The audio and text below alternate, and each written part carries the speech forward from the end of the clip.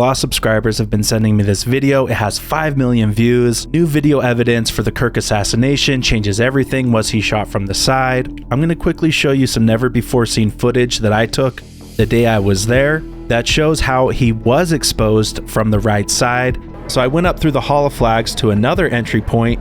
There's a lot of speculation online that this was the actual location from where Charlie was shot, his right side. Now you'll notice as I go through the doors here, check out the tent. Even from this first level, because there is another level above me, Charlie's right side is easily exposed from this vantage point. You'll also notice that this stairwell is packed with people, even though the event hasn't officially started yet. Now this is 12:21, about 2 minutes before Charlie was shot. Now the theory that the shooter was up in this crowd of people, I think there would have been instant repercussions, right? The Tim Walz lookalike guy that said, I'm the shooter, he got tackled almost immediately by like 8 or 9 right-winger guys. Now there's also a theory that a shooter was standing on this balcony over here. All right, this is 12:17. About 5-6 minutes before Charlie was shot. You can see this balcony is empty, except for a single solitary chair and a plant. Now this is 12:21, about 2 minutes before Charlie was shot. Still not seeing anyone up there. Doesn't mean there wasn't someone up there. But right here is about a minute and a half before he was shot. No one that I can see from my vantage point on the ground.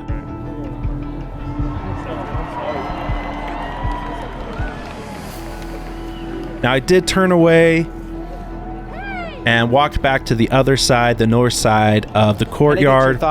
Ultimately, this is where I stopped recording a few seconds before the shot rang out. I'm talking a couple of seconds.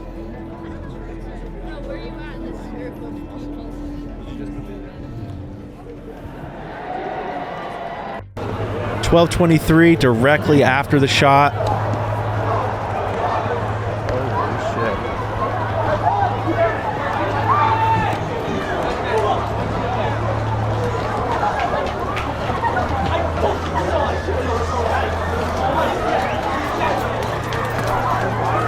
Now we can kind of see the balcony behind here.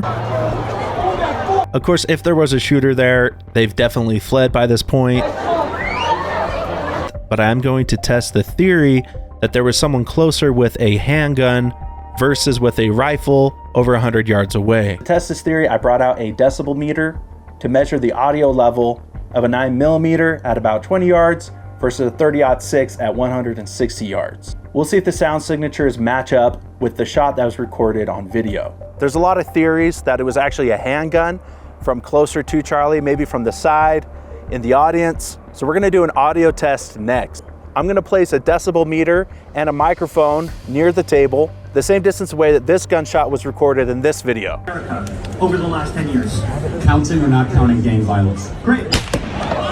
And then we're gonna look and see if the audio waves match up and if the loudness is equal from a 9mm closer up versus a 30-06 over 100 yards away. This camera's gonna do two things. It's gonna pick up the shot with the microphone and it's gonna record our decibel meter.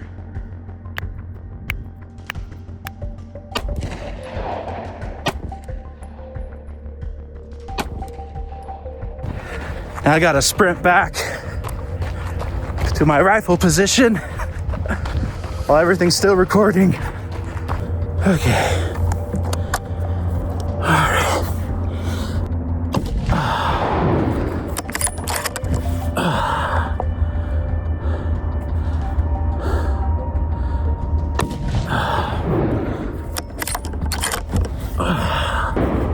Hope I got it.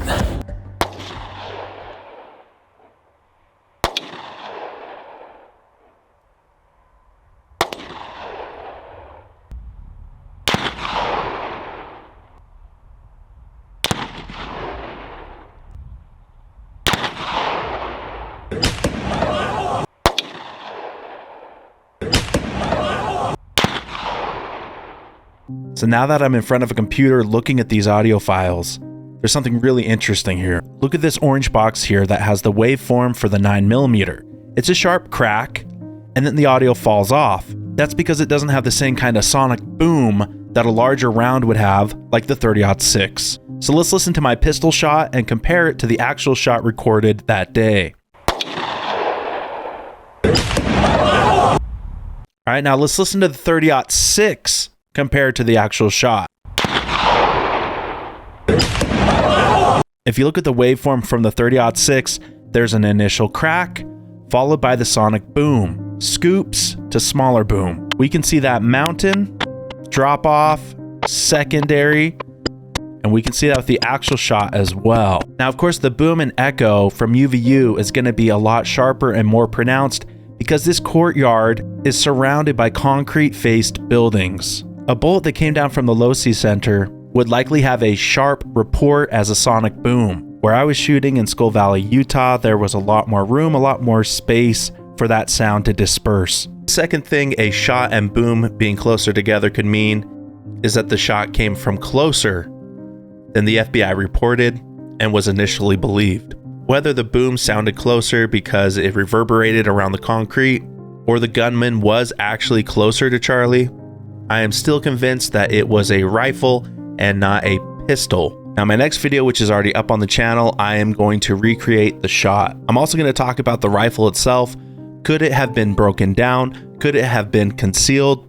Don't forget to like and share this video so it does not get suppressed by YouTube, by the algorithm. If you like this type of gun content, talking about the more serious side of news, don't forget to like and subscribe. I'm Cameron Vance, and I'll catch you next time.